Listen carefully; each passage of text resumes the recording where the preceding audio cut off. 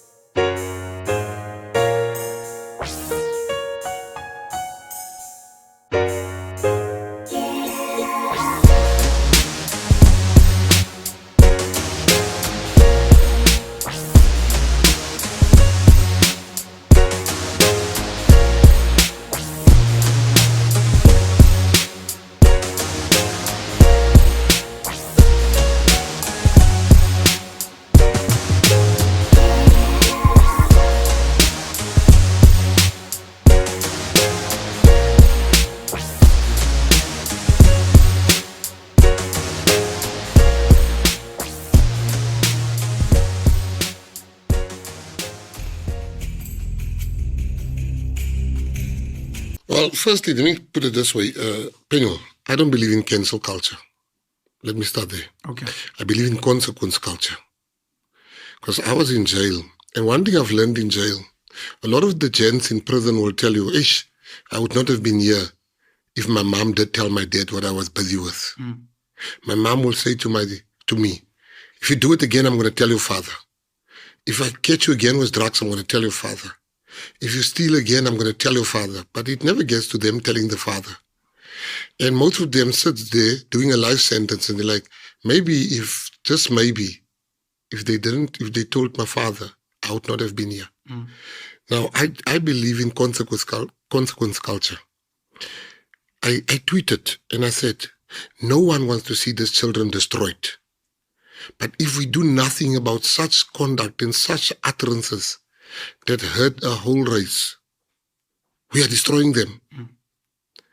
And there was one guy called Marvin January in the PA, and I'll send it to you. He posted, he said, the way I know our president, he's going to be the one helping those kids on the way to redemption or thing. So if people wanted me as a leader, where a majority of my constituency are colored people, for me to say nothing, to do nothing, to not act, after they have been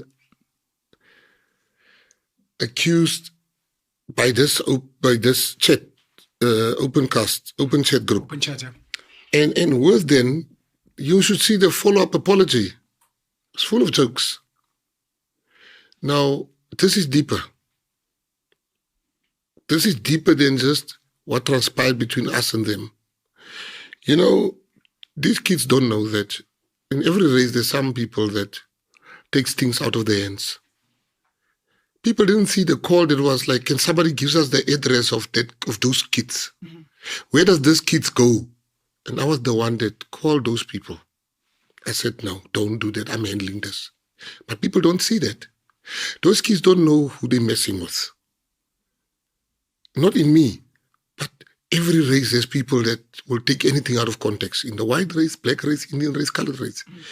I would never destroy those kids. But I need to teach them. You don't say that about people for your own safety, for people's dignity. You don't do that. But colored people in this country, and nobody wants to have this conversation. Nobody wants to have this conversation. It's so easy to stereotype colored people. From the front teeth, to them being gangsters, to them being alcoholics, to them being... It's so easy. And colored people are like a soft target. No more. We cannot continue to have colored people be treated in a manner that they are being treated in this country. Politically, socially, colored people are not being shown respect. And I can show you proof. A lot of my black friends will say, why is it colored people don't want to be black? I think you might have heard that. Colored people don't want to be black. No. We want to be African like you. Now, smart people don't know what's happening there. The smartest black people I've known don't know that if you are black African. There's black African and there's black. Colors are considered black in this country. And you are being considered African. A colored person can't become African in South Africa. He can't. And the opportunities, the law says all opportunities, most opportunities should go to black people, in particular Africans. And that's why you see colored people don't get hired. CVs going nowhere. Colored people don't get funding from NASFAS. Only a small majority. It's Armageddon in our communities. 15 colored boys die every day in South Africa. And the leaders of this country are wearing scarves of Hamas, of Palestine, for the death in Palestine. But we are here.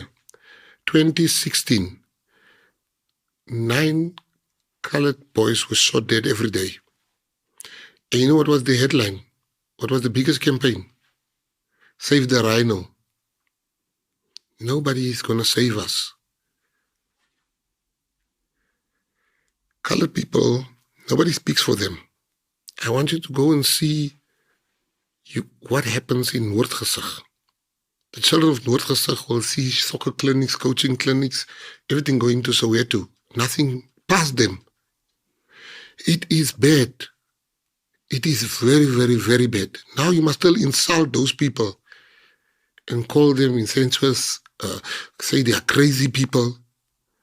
Who does that? And the leader with the majority constituency from those people, you expect me to fold my arms and say, no, those are kids. Those are adults. But I would never have cancelled them. But I took action and I called out the people that wanted the addresses. I called them out. I called them and say, don't do that. I'm handling this matter.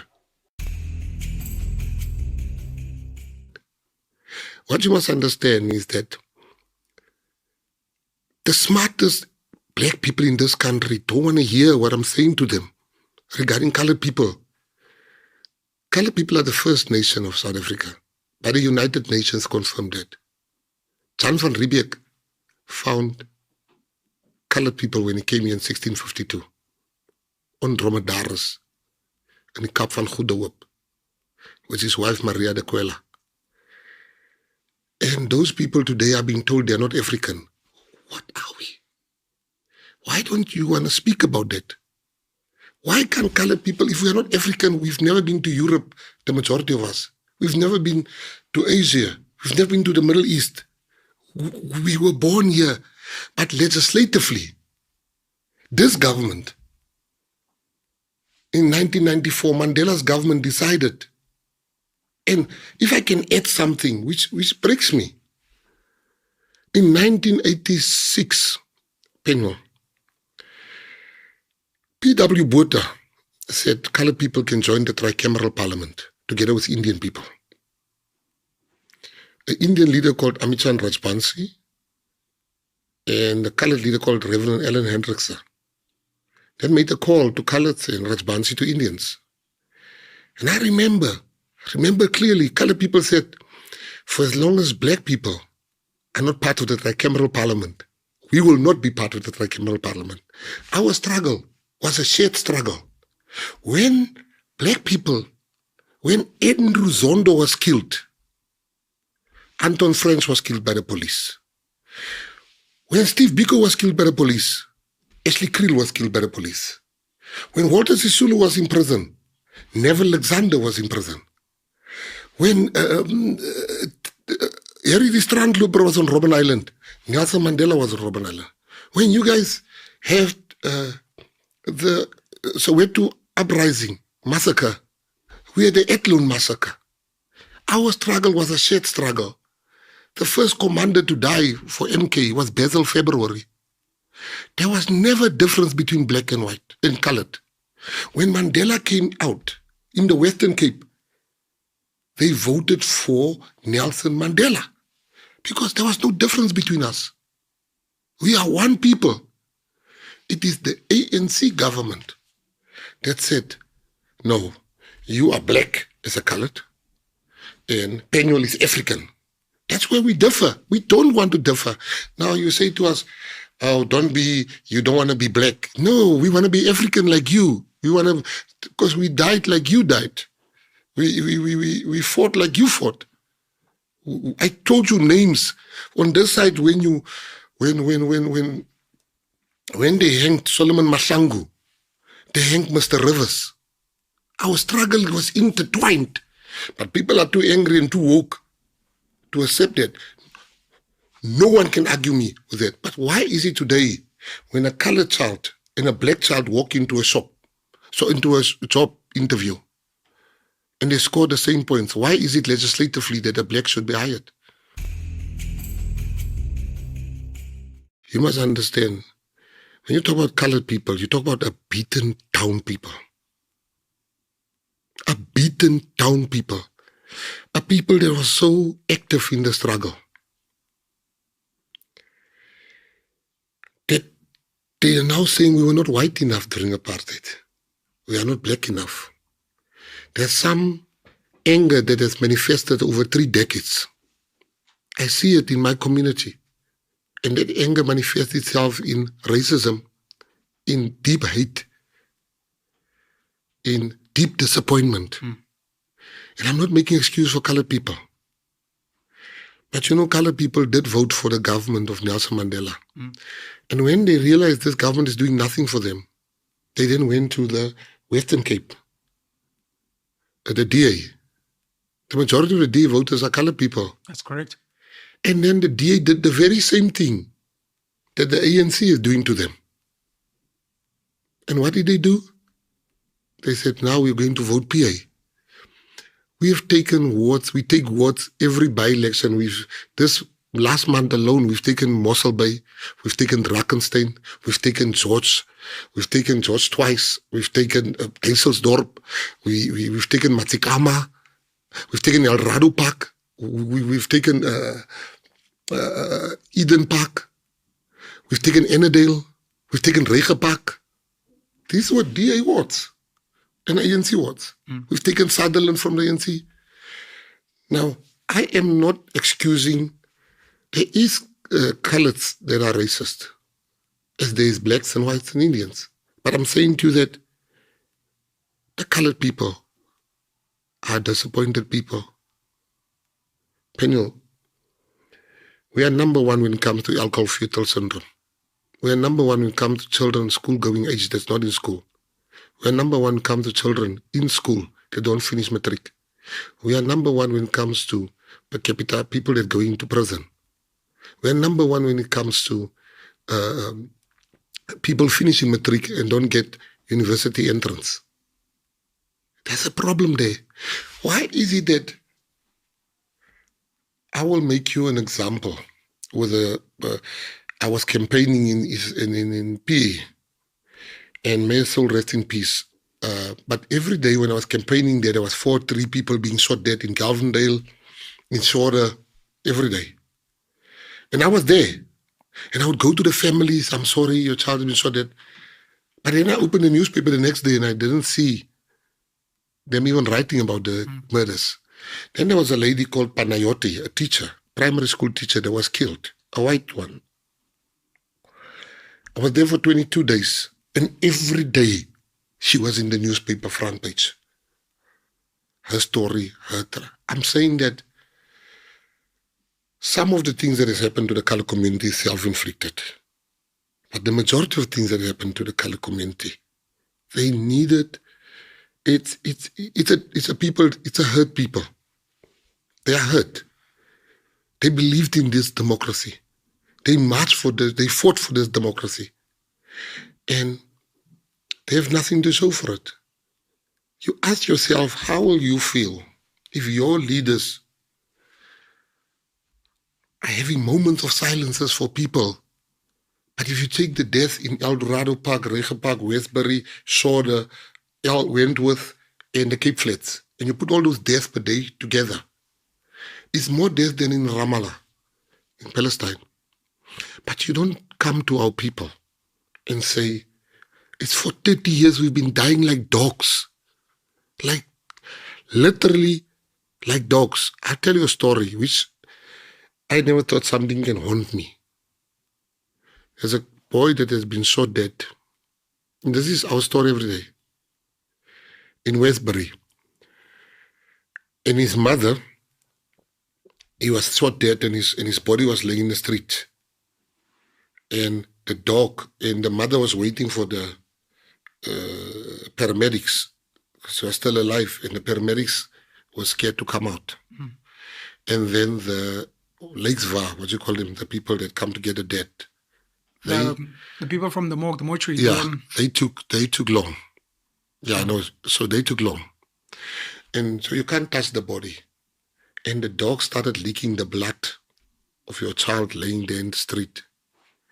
And she had to go and take a blanket to close him. That's the story. Our children, I saw a picture of our kids playing next to dead bodies while they're waiting for the morgue van, the death van. It is normalized for colored kids to see bodies in the street.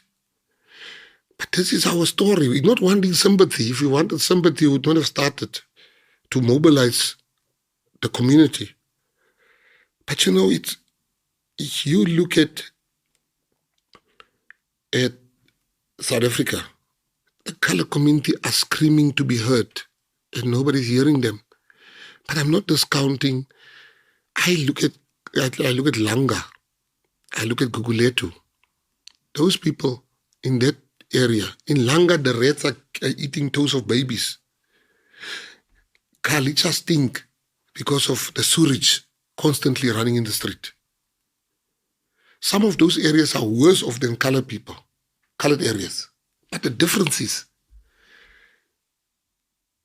the marginalization is not legislated like the colored marginalization is. We just want to be heard as colored people. And there's some black people that live worse than colored people. Worse in this country. Worse. But when we talk about the group, there's one group. All they want to be is thing. Here's the most easiest example I'm going to make you. Xhosa chiefs, Zulu kings, Xhosa kings, they all get paid. Chiefs get bakkies. Traditional chiefs get bakkies, right?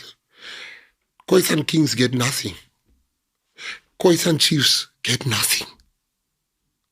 I can show you many, many different things. You go to a colored police station, you'll be hard-pressed to find colored people there. You'll find black policemen there. They don't know Afrikaans. The complainant don't know English. But you must take a statement from that person. You go to the clinic. The nurses there, they don't know Afrikaans. The patient don't know English. These are things we deal with every day. And we just tired as a community to deal with it. Life of an artist, bad shot spices, glorifying drugs as a stage fright cure. You can try this just when you're about to grab your chance of staging. Excitement, you can't think out this industry, or should I say this killer dream, cause you will swear that from the start it was designed to kill artists. Bangakulwela when days are bright, ungutembekile. As a human being on Instagram, too much pressure, unrealistic expectations. Whoever said that he's the perfect is with us, utembekile. Singiza utembekile. Remedies within us as sibhebhekile.